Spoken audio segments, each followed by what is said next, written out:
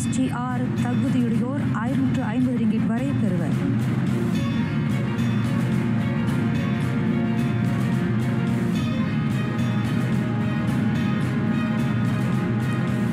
தேசிய கொடியை தழக்கீழாக பறக்கவிட்ட விவகாரம் 6 இடங்களை பரப்புவதை தவிர்ப்பேன்.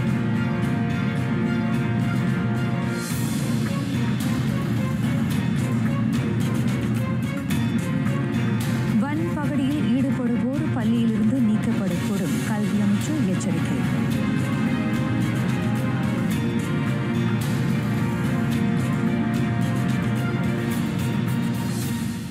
வணக்கம். சலாம் மலேசியா மடானி RTM தமிழ் செய்திகள் உங்களுக்காக. உங்களுடன் நான் கோகிலவாணி கிருஷ்ணன். நாளை தொடங்கி வழங்கப்படுகிறது 3ஆம் கட்ட SGR. மக்கள் அவரவர் தகுதிக்கு ஏற்ப 650 ரிங்கிட் வரை ராமா ரொக்க உதவி நிதியை பெறுவர். குறிப்பிட்ட தொகை தகுதியுடையோரின் பொருளாக கணக்குகளில் சேர்க்கப்படும் என பிரதமர் டத்துஸ்ரீ அன்வார் இப்ராஹிம் இன்று அறிவித்தார். 86 லட்சம் பேர் 3ஆம் கட்ட SGR தொகையை பெறுவர். 2ஆம் கட்ட SGR திட்டத்தை காட்டிலும் இம்முறை கூடுதலாக 3 லட்சம் பேர் பயனடைவர். மடானி அரசு அதிகமான விண்ணப்பங்களை ஏற்றுக்கொண்டதாலும் முறையீடுகளை பரிசீலனை செய்ததாலும் இவ்வாண்டு ராமா ரொக்க உதவி நிதி பெறுநரின் எண்ணிக்கை அதிகரித்தது. இதற்காக 200 கோடி ரிங்கிட் ஒதுக்கப்பட்டிருப்பதாக நிதி அமைச்சருமான டத்துஸ்ரீ அன்வார் அறிக்கையில் குறிப்பிட்டிருந்தார். வாழ்க்கை செலவின அதிகரிப்பை கருத்தில் கொண்டு குறைந்த நடுத்தர வருமானம் பெறுவோர் உதவும் நோக்கில் SGR வழங்கப்படுகிறது. நாட்டின் வளம் மக்களுக்கு சமமாகவும் நேர்மையாகவும் பகிர்ந்தளிக்கப்பட வேண்டும் எனும் இலக்குடன் அரசு இத்தகைய உதவிகளை நல்குகிறது. நாட்டின் நிதி வளப்பம் பெருகினால் குடிமக்கள் மேலும் பல உதவிகளை அரசிடமிருந்து பெறுவர் என பிரதமர் உறுதியளித்தார். அண்மையில் அறிமுகம் செய்யப்பட்ட ரெசிடென்சி அமான் மடானி குடியிருப்பில் அடுக்குமாடி பள்ளியை அமைக்க பிரதமர் பரிந்துரைத்தார். பண்டார் ஸ்ரீ பெருமாய்சூரி பகுதி மாணவர்களின் தேவையை பூர்த்தி செய்யும் வகையில் அந்த பள்ளி அமையும் என டத்துஸ்ரீ அன்வார் தமது ஃபேஸ்புக்கில் இடுகையிட்டார்.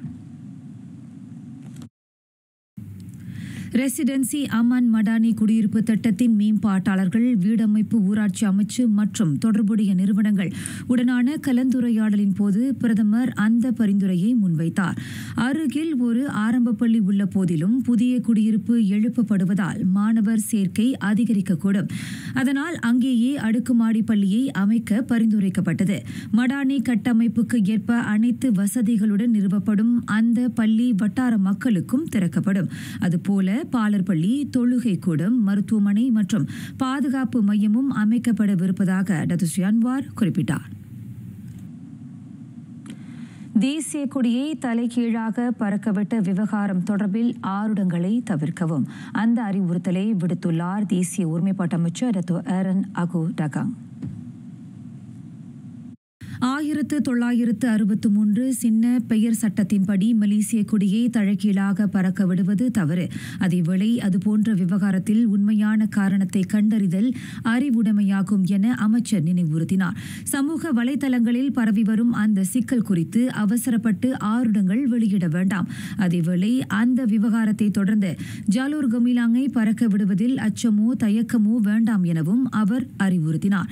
தேசிய கொடியை பறக்கவிடும் சரியான முறை அறிந்து தேசிய மாத கொண்டாட்டத்தையொட்டி அறிமுகப்படுத்தப்பட்ட தொடர்பு அமைச்சின் ஒரு வீட்டுக்கு ஒரு ஜாலூர் கமிலாங் இயக்கத்தை ஆதரிக்கும்படி அவர் மக்களை வேண்டினார். ருக்குன் தத்தாங்கா பகுதிகளில் விழிப்புணர்வை ஏற்படுத்த தேசிய ஒருமைப்பாட்டு மற்றும் உயர் நெறித்துறை பணிக்கப்பட்டுள்ளது. தேசிய கோட்பாட்டு அமைப்பு, தேசிய கோட்பாட்டு ஆணையம் ஆகியவை வழியும் ஜாலூர் கமிலாங்கை மக்கள் முறையாக பறக்க விடுவதை உறுதி செய்ய விழிப்பு இயக்கம் உருவாக்கப்பட்டுள்ளதாக டத்தோ ஏரன் குறிப்பிட்டார். கல்வி அமைச்சின் கீழ் இயங்கும் கல்வி கழகங்களில் பாதுகாப்பு உறுதி செய்யப்படும். அதற்காக உறைவிட பள்ளிகள் உட்பட எல்லா கல்வி மையங்களிலும் பாதுகாப்பு தணிக்கை மேற்கொள்ளப்படுவதாக கல்வி தலைமை இயக்குநர் டாக்டர் முகமது அசம் அஹமத் குறிப்பிட்டார். பாதுகாப்பு கூறுகளை உறுதி செய்யும் தணிக்கைகள் நிர்ணயிக்கப்பட்ட நிர்வாக நடைமுறைகளுக்கு ஏற்ப மேற்கொள்ளப்படுகிறது. அடுத்த 3 மாதங்களில் ஆய்வு அறிக்கைகள் கல்வி அமைச்சின் உயர் நிர்வாக தரப்பிடம் சமர்ப்பிக்கப்படும். பள்ளிகளில் பாதுகாப்பு SOPகளை அமைச்சு மேம்படுத்துகிறது. குறிப்பாக பகடிவதை உள்ளிட்ட ஒழுக்க நெறிகள் தொடர்பான விவகாரங்களை கையாள தகுந்த அணுகுமுறைகள் மேற்கொள்ளப்படுகின்றன. இதற்கிடையில் நடப்பில் உள்ள SOPகளும் மறு ஆய்வுக்கு உட்படுத்தப்பட்டுள்ளன. அவை ஏற்புடையதாக இருப்பது உறுதி செய்யப்படுவதாக டாக்டர் முகமது அசம் அமாட் ஓர் அறிக்கை வழி தெரிவித்தார். பகடை வதையில் ஈடுபட்டால் பள்ளியில் இருந்து இடைநிறுத்தம் மற்றும் நீக்கம். அத்தகைய பொறுப்பற்ற செயல்களில் ஈடுபடும் மாணாக்கருக்கு அந்த தண்டனை விதிக்கப்படும் என டாக்டர் முகமது அசம் அமாட் எச்சரித்தார். மாவட்ட கல்வி அலுவலகம் மற்றும் மாநில கல்வித்துறையின் நிர்வாகிகள், ஆசிரியர்கள், அதிகாரிகள் நடப்பில் உள்ள வழிகாட்டுதலின் அடிப்படையில் பகடிவதை தொடர்பான புகார்களை கையாள தவறினால் அவர்கள் மீது கடுமையான நடவடிக்கை பாயும். பகடி போன்ற தவறான செயல்களுக்கு தயை காட்டப்படாது என டாக்டர் முகமது அசாம் வலியுறுத்தினார். அமைச்சின் கண்காணிப்பின் கீழ் செயல்படும் அடுவான் புலி இணையதளம் உட்பட புகார் முறைகள் சீரமைக்கப்பட்டு எளிமையாக்கப்படும். மேலும் பாதுகாப்பு கூறுகள் வலுப்படுத்தப்படுவதை உறுதி செய்யும் வகையில் கல்வி நிறுவன பாதுகாப்பு சீர்திருத்த குழு நிறுவப்படும் என டாக்டர் முகமது அசம் அமாட் கூறினார்.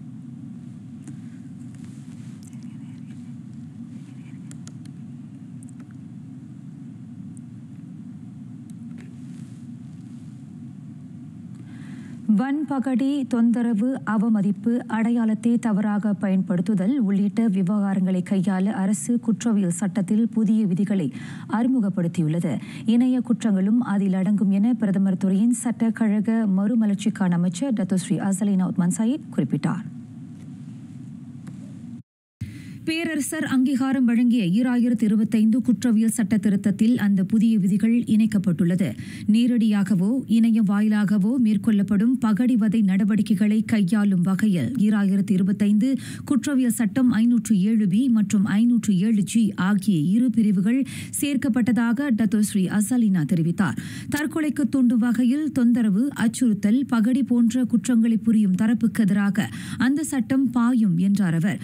குற்றம் நிரூபிக்க 10 ஆண்டுகள் மீட்போகாத சிறை தண்டம் அல்லது இரண்டுமே விதிக்கப்படலாம். ஆகையால் நடப்புக்கு வந்துள்ள இந்த சட்டத்தை மக்கள் பின்பற்ற வேண்டும் என டத்தோஸ்ரீ அசலினா வலியுறுத்தினார். தென்கிழக்காசியாவை அணுவாயுதமற்ற வட்டாரமாக உருவாக்கும் ஒப்பந்தத்தில் அணுவாயுத நாடுகள் உடனடியாக கையெழுத்திட வேண்டும். வட்டார அமைதி, பரஸ்பர நம்பிக்கை மற்றும் நீண்டகால பாதுகாப்பின் முக்கிய தூணாக அது அமையும் என துணை பிரதமர் டத்தோஸ்ரீ ஃபரியா யூசுப் வலியுறுத்தினார். தென்கிழக்காசிய வட்டாரத்தை அணு ஆயுதமில்லாத மண்டலமாக உருமாற்றுவதன் வழி வட்டார நிலைத்தன்மையை உறுதி செய்ய முடியும். ஷென்ஃபின்சி உடன்படிக்கை தொடர்பிலான தனது நிலைப்பாட்டை மலேசியா மீண்டும் உறுதிப்படுத்தியது. நாட்டில் தூய்மையான, நிலையான மற்றும் போட்டித்தன்மை வாய்ந்த எரியாற்றல் உற்பத்திக்கு அணுசக்தி பயன்பாட்டை ஆராய அரசு மதிப்பீடுகளை மேற்கொள்கின்றதென டத்தோஸ்ரீ ஃபரியா யூசுப் தெரிவித்தார்.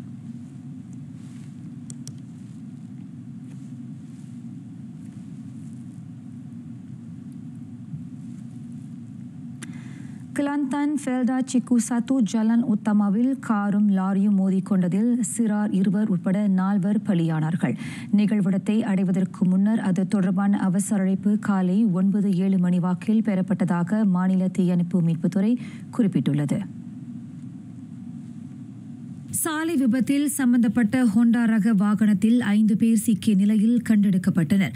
அந்த வாகன ஓட்டுநர் மிகவும் கவலைக்கிடமான நிலையில் உள்ள வேளை தொடர் சிகிச்சைக்காக தற்போது மருத்துவமனையில் அனுமதிக்கப்பட்டுள்ளனர். வாகனத்தில் பயணித்த மேலும் 4 சம்பவ இடத்திலேயே உயிரிழந்தது தொடக்க புலனாய்வில் தெரியவந்துள்ளது. லாரி ஓட்டுநர் காயமின்றி உயிர் தப்பினார். இதனிடையே பினாங்கு பாயா திருபோங் சாலை வளைவில் 30 ஊழியர்களை ஏற்றிச் சென்ற தொழிற்சாலை பேருந்து விபத்துக்குள்ளானது. காலை 7:24 மணிக்கு நேர்ந்த அந்த விபத்தில் பேருந்தில் இருந்த இந்தோனேசியாவைச் சேர்ந்த 6 பணியாளர்கள் சொற்ப காயங்களுக்கு இலக்காகினர். அவர்களுடன் பயணித்த மற்ற பணியாளர்கள் 24 பேர் உட்பட பேருந்து ஓட்டுநருக்கு எந்தவொரு பாதிப்பும் ஏற்படவில்லை. அந்த பேருந்து கம்போங் ஜாவாவிலிருந்து பாயா திருபோங்கை நோக்கி சென்று கொண்டிருந்த போது பேருந்தின் பிரேக் செயல் இழந்ததால் இந்த விபத்து நேர்ந்துள்ளது தொடக்க புலனாய்வில் தெரியவந்தது.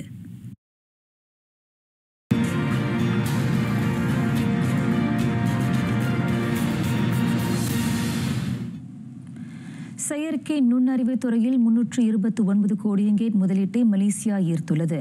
மலேசிய டிஜிட்டல் முன்னெடுப்பு வாயிலாக அந்த வெற்றி ஈட்டப்பட்டதாக இலக்கவியல் அமைச்சர் கோபிந்த் சிங் டியோ தெரிவித்தார். இவ்வாண்டு ஜனவரி முதல் ஜூன் வரை கிட்டிய அந்த முதலீட்டின் வாயிலாக 6,920 வேலை வாய்ப்புகள் உருவாக்கப்பட்டுள்ளன. வட்டார செயற்கை நுண்ணறிவு மையமாக முதலீட்டாளர்களின் நம்பிக்கையை மலேசியா பெற்றுள்ளதற்கு இது சான்று. அத்துடன் உலகாய இலக்கவியல் சுழலியலில் நாட்டின் நிலையும் வலுப்பெற்றிருப்பதாக அமைச்சர் தெரிவித்தார். உள்நாட்டு மொத்த உற்பத்தியில் 2023 23.5 விழுக்காடாக இருந்த AI மற்றும் தொழில்நுட்பத்தின் பங்களிப்பை 2025 இறுதியில் 25.5 விழுக்காடாக அதிகரிக்க அரசு இலக்கிட்டுள்ளது. அதிகரிக்கும் முதலீடு, படைப்பாற்றல் மேம்பாடு, துறைகள் கடந்த AI பயன்பாடு ஆகியவற்றின் வாயிலாக அந்த இலக்கை எட்டவியலும் என அமைச்சர் நம்பிக்கை தெரிவித்தார்.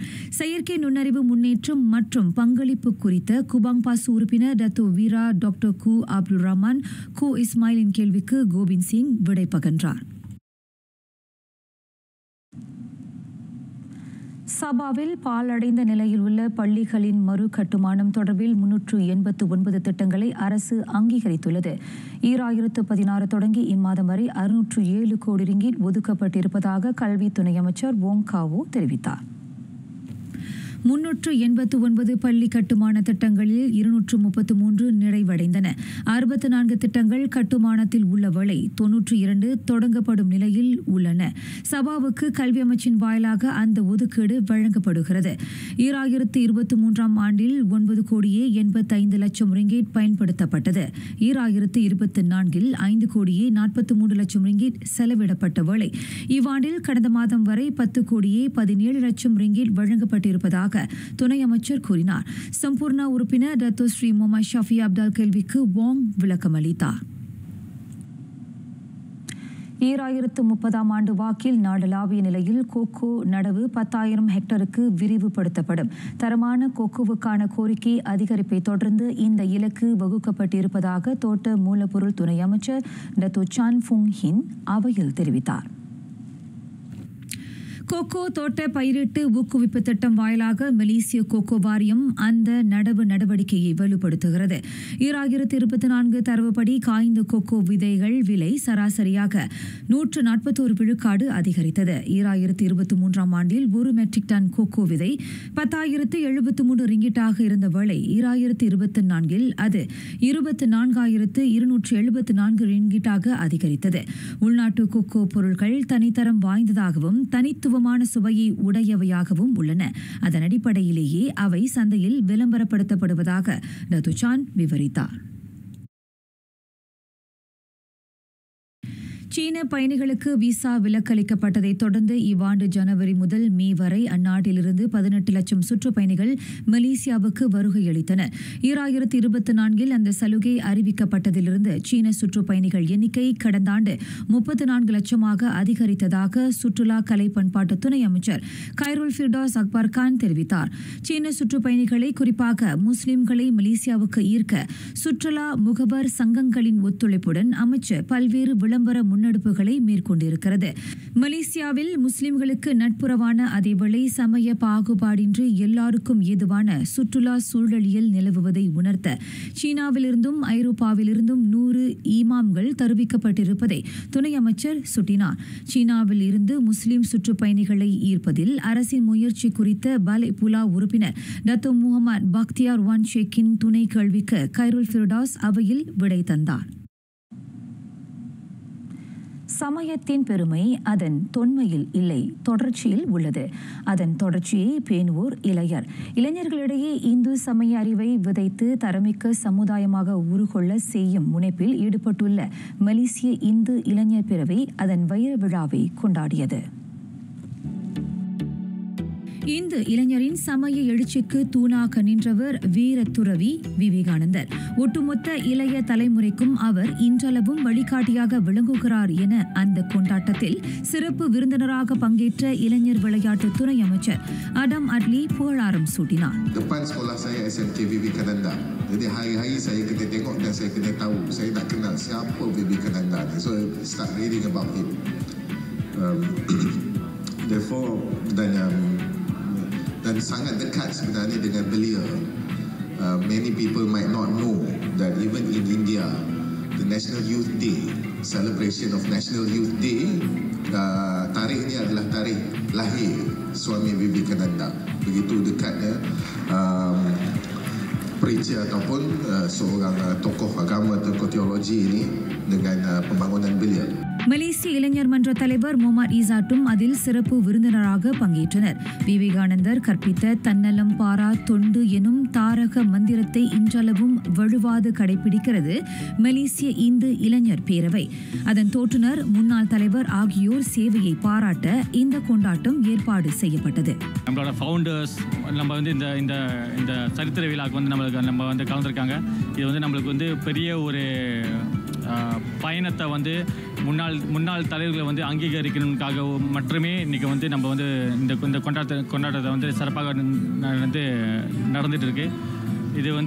இதுக்கப்புறம் இந்த 75ஆம் ஆண்டு முடிஞ்சிட்ட பிறகு அடுத்தடுத்த நம்மளோட பங்களிப்பு 76ஆம் ஆண்டு 77ஆம் ஆண்டு 100வது வருஷம் வரைக்கும் நம்மளோட அந்த பயணத்தை நம்ம கொண்டு போனோம். வீடு நாடு இவற்றின் நலம் மேன்மையுற இளைஞர்களுக்கு சமய விழிப்புணர்வு இன்றியமையாதது. அதனை சிறமேற்கொண்டு செயலாற்றும் வேளை அதிகமான இளைஞரது பங்களிப்பும் தேவைப்படுகிறது. இளைஞருக்கான பல திட்டங்களையும் முன்னெடுக்க ஆயத்தமாக இருப்பதாக மலேசிய இந்து இளைஞர் பேரவை அவாவை வெளிப்படுத்தியது.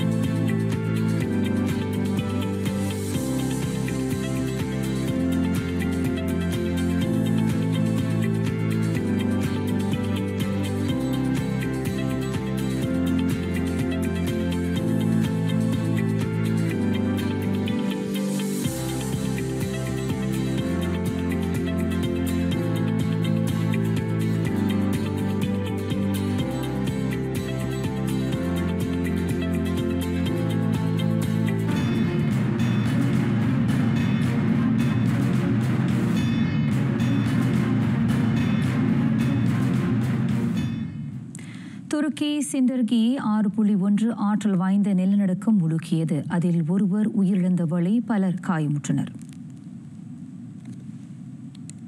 நேற்றிரவு 7:53 மணிக்கு ஏற்பட்ட நிலநடுக்கத்தில் 3.5 முதல் 4.6 மேக்னிடியூடாக பதிவு செய்யப்பட்ட 20 அதிர்வுகள் உணரப்பட்டன. புகழ்பெற்ற சுற்றுலா தலமான இஸ்மீர், இஸ்தான்புல் உட்பட துருக்கியின் மேற்கில் உள்ள பல்வேறு பகுதிகளில் நிலநடுக்கம் உணரப்பட்டது. இடிந்து விழுந்த கட்டடத்தில் இருந்து மீட்கப்பட்ட 81 வயது முதியவர் சிகிச்சை பலனளிக்காமல் உயிரிழந்த வேளை 29 பேர் சொற்ப காயங்களுக்கு ஆளானதாக துருக்கிய உள்துறை அமைச்சர் அலி எர்லிகாயா தெரிவித்தார். அந்த இயற்கை பேரிடரில் சிந்திர்கியில் உள்ள 16 கட்டடங்கள் சேதமுற்றன. அவற்றின் இடிபாடுகளில் சிக்கியவர்களை தேடி மீட்கும் பணியில் பலர் பாதுகாப்பாக மீட்கப்பட்டனர். அதில் ஒருவர் புதையுண்டு மரணம் அடைந்தது கண்டறியப்பட்டது. பாதிக்கப்பட்ட பகுதிகளில் 319 பேர் மீட்பு நடவடிக்கைகளில் ஈடுபட்டுள்ளதாக அஃபாட் தேசிய பேரிடர் மேலாண்மை நிறுவனம் குறிப்பிட்டது. இதனிடையே ஸ்பெயினில் வடமேற்கு பகுதிகளில் பலத்த காற்று மற்றும் கடும் வெப்பமான வானிலையால் கொழுந்துவிட்டு எரிகிறது காட்டுத்தீ. பாதுகாப்பு கருதி 1000க்கும் மேற்பட்டோர் வேறு இடங்களுக்கு மாற உத்தரவிடப்பட்டுள்ளது. அதில் 400 பேர் கருசிடோ நகரத்திற்கும் இதர 700 பேர் யுனெஸ்கோவின் உலக பாரம்பரிய தலமான லாஸ் மெடுலாஸுக்கும் தஞ்சம் அடைந்துள்ளனர். உலங்கூர்திகள், புல்டோசர், மண்வாரிகளில் தீயை அணைக்கும் பணிகளில் ராணுவ வீரர்கள் 60 பேர் உதவிக்கரம் நீட்டினர். அளவுக்கு அதிகமான வெப்பநிலை, குறைந்த ஈரப்பதம், பலத்த காற்று போன்றவற்றால் தீயணைப்பு வீரர்கள் தங்களது பணிகளை மேற்கொள்ள சிரமத்தை எதிர்கொள்கின்றனர். ஸ்பெயினை வெப்ப அலை 2 வாரங்களுக்கு வாட்டி வதைப்பதோடு வெப்பம் 40°C நெருங்குகிறது. அதனடுத்து கலசியா நவேராவின் வடபகுதிகளில் காட்டுத்தீ வேகமாக பரவுகிறது. அந்நாட்டில் கடுமையான வெப்பநிலை வரும் வியாழன் வரை நீடிக்கும் என கணிக்கப்படுகிறது. பெரும்பாலான பகுதிகளில் காட்டுத்தீ ஏற்படும் அபாயம் இருப்பதாக அதிகாரிகள் எச்சரிக்கை விடுத்துள்ளனர்.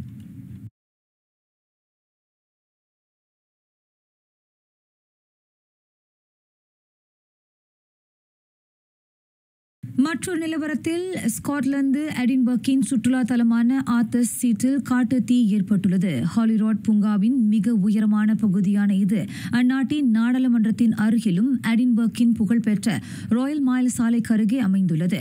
மலை ஏறுபவர்கள் சுற்றுப்பயணிகளுக்கு இந்த இடம் நன்கு பரிச்சயமான தலமாகும். கடல் மட்டத்திலிருந்து சுமார் 250 மீட்டர் உயரம் கொண்ட ஆத்தர்ஸ் சீட்டில் இருந்து நகரத்தின் எழிலை கண்டுகளிக்க இயலும். அங்கு ஏற்பட்டுள்ள தீயை கட்டுக்குள் கொண்டு வர தீயணைப்பு வீரர்கள் முழு மூச்சாக ஈடுபட்டுள்ளனர். பாதுகாப்பு கருதி அந்த பகுதியை கடப்பதை தவிர்க்குமாறு பொதுமக்களை போலீசார் அறிவுறுத்தியுள்ளனர்.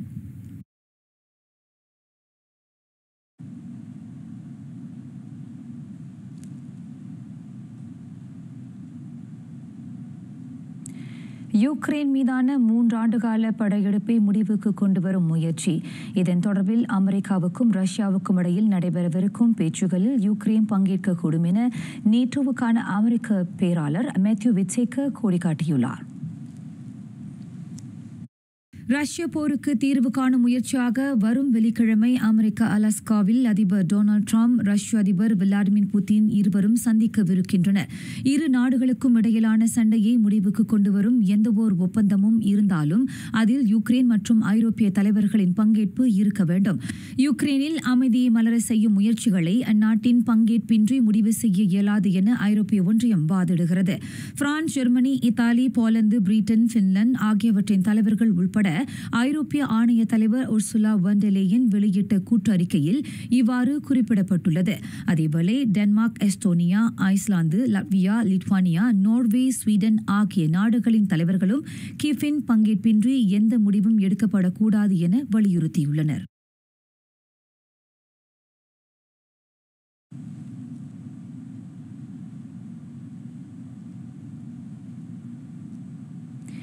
இந்திய துணை கண்டத்திலும் வேறு பரப்புகிறது டெஸ்லா.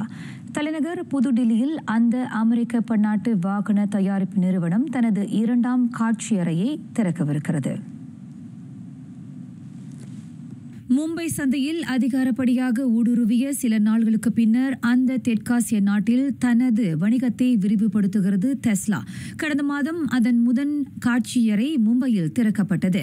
உலகின் 3ஆம் பெரிய கார் விற்பனை சந்தையாக இந்தியா உள்ளது. ஆயினும் மின்சார ஊர்திகள் அங்கு வெகு குறைவு. பயணீட்டாளர் தேவையை நிறைவு செய்ய மின்சார கார் தயாரிப்பை புதுடில்லி இப்போது நுண்ணோக்குகிறது. வாய் வகை கார்களை டெஸ்லா இந்தியாவில் விற்கிறது. $69,770 வரை அது விற்கப்படுவதாக அந்நிறுவனத்தின் அகப்பக்கத்தில் குறிப்பிடப்பட்டுள்ளது. அதிக வரி, போட்டி ஆகியவற்றை எதிர்கொண்டாலும் இலான் மஸ்கின் அந்த மின்சார கார் உற்பத்தி நிறுவனம் வணிகத்தை உலக நெடுக விரிவுபடுத்த வேட்கை பூண்டுள்ளது.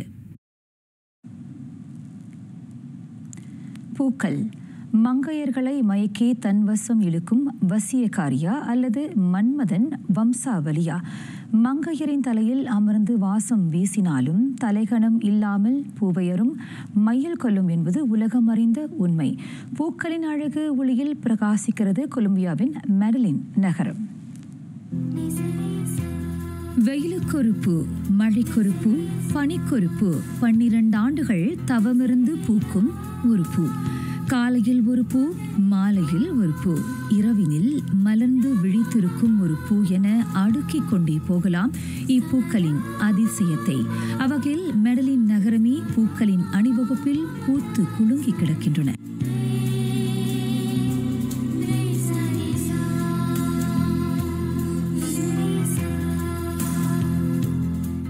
ஒவ்வொரு ஆண்டும் நடைபெறும் இந்த மலர் விழாவில் 540க்கும் மேற்பட்ட பூக்கள் பார்வைக்கு வைக்கப்பட்டுள்ளன. பூக்களை விரும்பா பூவையர் இல்லை, அவற்றை பாடாத கவிஞர் இல்லை. அங்கு பார்வைக்கு வைக்கப்பட்டிருக்கும் மலர்கள் மனிதர்களை பார்த்து பூத்து சிரிக்கின்றன. இது சிலர் தொரேஸ் என்று அழைக்கப்படும் கலைஞர்களின் நவீன கைவண்ணங்கள். நீர்ப்பூ, நிலப்பூ, கொடிப்பூ, மரப்பூ என ஆயிரம் பூக்கள் விதவிதமாய் பூத்திருந்தாலும் மலர்ந்து புன்னகை வீசிக்கொண்டு இருக்கும் இந்த பூக்கள் புதுமையை எடுத்துரைக்கும் இந்த கண்காட்சியில் முழுக்க மலர்களை கொண்டு உருவாக்கப்பட்டிருக்கும் மெடலின் நகரம் உலக மக்களின் கவனத்தை ஈர்த்தது.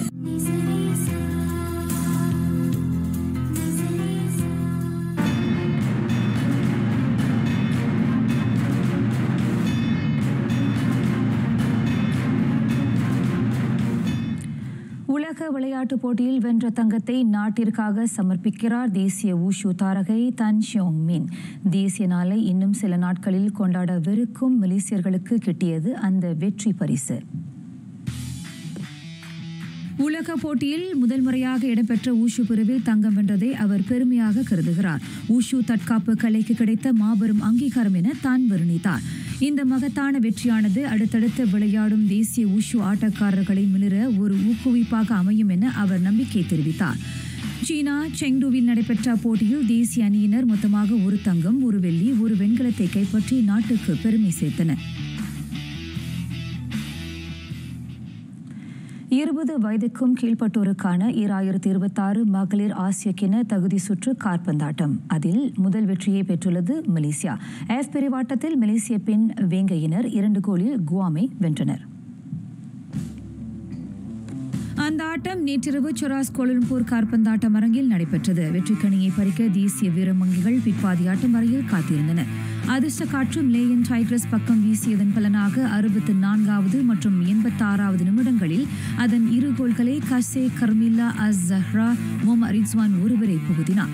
முன்னதாக குழு நிலையிலான முதல் ஆட்டத்தில் அவர்கள் ஈரானிடம் 0-3 எனவும் பின்னர் ஜப்பானிடம் 0-16 என படுதோல்வி கண்டனர். தற்போது F குழு பட்டியலில் 3 புள்ளிகளுடன் லேயன் டைகர்ஸ் 3ஆம் இடத்தில் உள்ள நிலையில் முதல் இடத்தில் ஜப்பான் 9 புள்ளிகளுடனும் அதற்கடுத்த நிலையில் ஈரான் 6 புள்ளிகளுடனும் இருக்கின்றன. கம்யூனிட்டி ஷீல்டை முதல் முறையாக கைப்பற்றி உள்ளது கிறிஸ்டல் பேலஸ். நடப்பு பிரீமியர் லீக் வெற்றியாளர் லிவர்பூலுடனான ஆட்டத்தில் அந்த FA கிண்ண வெற்றியாளர் 3-2 என பெனால்டிகளில் வாகை சூடியது. முழுநேர ஆட்டத்தின் போது இரு அணிகளும் 2 கோல்களில் சமநிலையில் இருந்தன. ஆட்டம் தொடங்கிய 4வது நிமிடத்திலேயே தி ரெட்ஸின் தாக்குதல் வீரர் ஹுகோ எகிடெக்கி அவ்வணியை ஒற்றை கோலில் முன்னணி வகிக்க செய்தார். தொடர்ந்து 17வது நிமிடத்தில் கிறிஸ்டல் பேலஸ் ஆட்டக்காரர் ஜீன் பிலிப்பே மதீதா பெனால்டி மூலம் ஆட்டத்தை சமப்படுத்தினார். எனினும் டச் ஆட்டக்காரர் ஜெரிமி ஃப்ரிம்போங் செந்நிற அணிக்கான 2வது கோலை 21வது நிமிடத்தில் பெற்றுத் தந்தார். 77வது நிமிடம் வரை ஆட்டத்தை தன் முழு கட்டுப்பாட்டில் வைத்திருந்த லிவர்பூல் ஆனால் கிறிஸ்டல் பேலஸுக்கான 2ஆம் கோலை புகுத்தி ஆட்டத்தை சமப்படுத்தினார் இஸ்மாயிலா சார். இரு அணிகளும் 2-2 எனும் கோல்களில் ஆட்டத்தை நிறைவு செய்த நிலையில் வெற்றியாளரை நிர்ணயிக்க பெனால்டி அடிக்கும் வாய்ப்பு வழங்கப்பட்டது. அதில் கிறிஸ்டல் பேலஸ் 3-2 என வெற்றியை தன் பக்கம் கவர்ந்தது. இவ்வேளையில் லிவர்பூலுக்கான பெனால்டிகளை கோலாக்குவதில் அதன் நட்சத்திரங்களான முகமது சலா, அலெக்சிஸ் மேக் அலிஸ்டர், ஹாவி எலியோட் ஆகியோர் தோல்வி கண்டனர். ஞானக்குரல். சுந்திர சோதி துலங்கம் இடமது மந்திர சக்கரமுமாம். உடலில் உள்ள சக்கரமாகிய திருவடிகளைக் கண்டு அவற்றின் வழிபுரியும் ஞான வினையால் மந்திரமாகிய பிரணவம் வெளிப்படும். அப்போது நிலவும் அமைதியிலிருந்து வெளிவரும் அழகிய சோதியே சிவம் என அகச்சமயம் நெறி உரைக்கிறார் ஔவை.